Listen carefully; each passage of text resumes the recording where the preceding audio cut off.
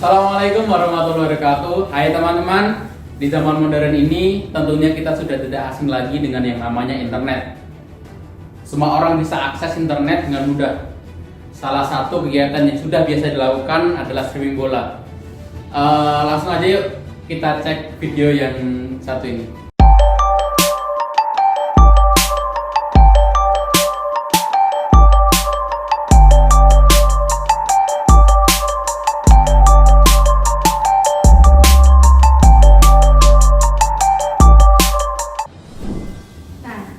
Sudah pada lihat videonya kan?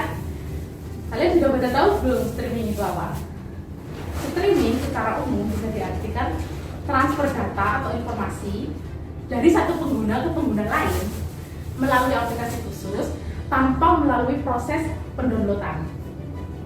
Kemudian ilegal, menurut KBBI artinya tidak sah secara hukum atau tidak mengikuti aturan hukum.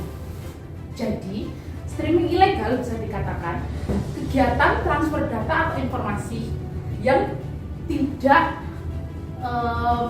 sah secara hukum atau tidak mengikuti aturan hukum. Nah, tindakan streaming ilegal ini bisa dikenai sanksi sesuai hukum yang berlaku loh. Terus kenapa sih streaming bola ilegal itu marak dilakukan? Salah satunya karena streaming layanan untuk streaming bola yang sah itu biasanya dimiliki oleh suatu media besar. Nah, untuk mengakses streaming dari media yang sah biasanya membutuhkan biaya yang tinggi, sehingga kebanyakan orang lebih memilih untuk melakukan streaming bola secara ilegal karena biayanya gratis. Padahal kegiatan ini sangat berbahaya loh, baik buat penggunanya atau penyedia layanannya.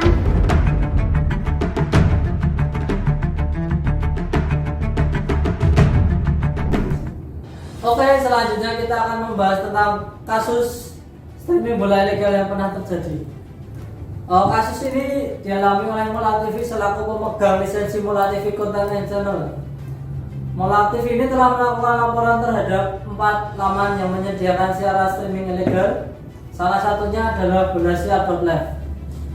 Dari hasil penyelidikan perkara website bolasiar yang dilakukan oleh penyidik Polda Jateng berdasarkan laporan polisi tanggal 9 Juli 2020 dengan terlapor saudara IW telah dinyatakan lengkap P21 oleh Jaksa Penuntut Umum Kejaksaan Tinggi Jawa Tengah.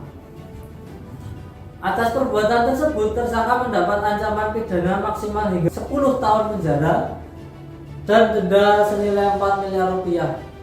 Sesuai dengan ketentuan pasal 118 dan atau 113 Undang-Undang Nomor 28 Tahun 2014 tentang hak cipta. Berikutnya ini merupakan hasil survei dari salah satu website bola yaitu Pandit Football. Survei ini melibatkan lebih dari 3.500 responden. Terbukti sebanyak 59,2% orang-orang atau pecinta bola yang mengakses situs streaming ilegal ini tidak merasa bersalah. Apakah Anda termasuk dalam 59,2% ini? Action. Streaming bola secara ilegal tentunya bisa berbahaya buat kita. Bagi pengguna sendiri bisa kita lihat biasanya itu melakukan streaming di situs-situs yang tidak tahu kredibilitasnya itu baik atau enggak, sehingga itu bisa terkena virus, bisa merusak perangkat yang mereka gunakan. Selain ancaman tersebut, melakukan streaming ilegal biasanya memiliki kendala atau kekurangan, yaitu delay sebanyak 120 detik. Hal ini juga sangat mengganggu karena streaming ilegal biasanya melewati perantara. Jadi kita biasanya dari streaming terus kita ke server lainnya menyiarkan siaran tersebut. Jadi dia ada delay. Tentu saja bagi penyedia jasa streaming ilegal, kegiatan ini termasuk pelanggaran hak cipta bagi pemegang hak siar pertandingan sepak bola.